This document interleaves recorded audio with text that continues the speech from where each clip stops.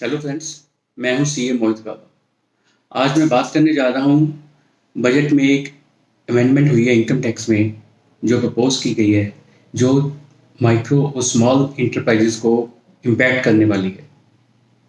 एक micro small and medium enterprise development act 2006 है, जिसके सेक्शन 15 में लिखा हुआ है कि कोई भी पर्सन अगर माइक्रो और स्मॉल इंटरप्राइजेस से गुड्स या सर्विसेज परचेज करता है तो उसे उसको पेमेंट 15 डेज में करनी होती है। वो आपस में एग्रीमेंट कर सकते हैं कि जो पीरियड उसका 15 डेज से ज़्यादा हो, लेकिन किसी भी हालत में वो पीरियड 45 डेज से ज़्यादा नहीं हो सकता।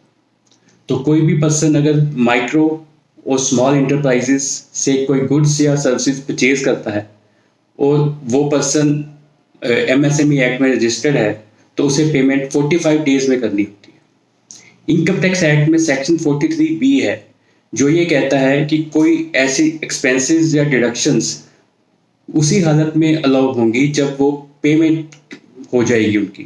तो एक्रूअल बेसिस चाहे हम फॉलो करते हैं, लेकिन कुछ ऐसे एक्सपेंसेस या डिडक्शंस हैं जिनकी डिडक्शन हमें इनकम टैक्स एक्ट में पेमेंट पे ही मिलती है, एक्रूअल बेसिस पे नहीं मिलती।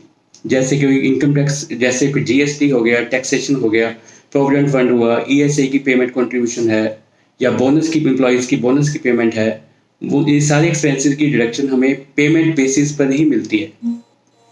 उसी सेक्शन 43B में क्लोज एच ऐड करने जा रहे हैं। बजट में अमेंडमेंट हुई, प्रपोज की गई है, जिसमें ये लिखा है कि अगर कोई पेमेंट एमएसएमई एक्ट में माइक्रो या स्मॉल इंटरप्राइज को किसी पर्सन को आपने करनी है और वो पीरियड सेक्शन 15 एमएसएमई एक्ट वाले सेक्शन 15 से एक्सीड कर गया है। एग्जाम्पल, आपने उसको पेमेंट करनी थी 45 डेज के अंदर, आपने 45 डेज के अंदर पेमेंट नहीं की, तो उसकी डिडक्शन आपको इनकम टैक्स एक्ट के 43B में तभी मिलेगी अगर जब आप पेमेंट कर दोगे। मैं एक एग्जांपल से आपसे समझाता हूँ। जैसे 31 मार्च को आपके मान लो क्रेडिटर आपको देखने हैं कितने हैं आपके, उसमें से फिर आपको ये निकालना है जो क्रेडिटर्स हैं आपके, उसमें से माइक्रो और स्मॉल इंटरप्राइजेस वाले कितने हैं। मीडियम इंटरप्राइजेस नहीं, माइक्रो और स्मॉल इंटरप्राइजेस जो कि एमएसएमई एक्ट में रजिस्टर्ड है, उनकी अब 31 मार्च को आपने आउटस्टैंडिंग निकाल ली।